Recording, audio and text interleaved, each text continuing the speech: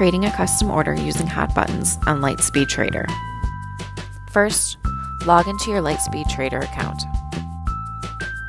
To set up a hot button, click New, and then Hot Buttons to open the Hot Buttons window.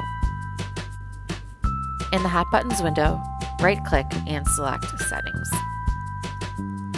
You will see your custom order, Buy Ask 25 cents. Select it and then click Add. You can change the button color by clicking the box next to the word Button. Here we selected the color green, then click OK. Within this window, you will see that the hot button is green with black font. Click the OK button to finalize your preference. The hot button, Buy Ask 25 cents, is now green and will be displayed within the Hot Buttons window on the platform.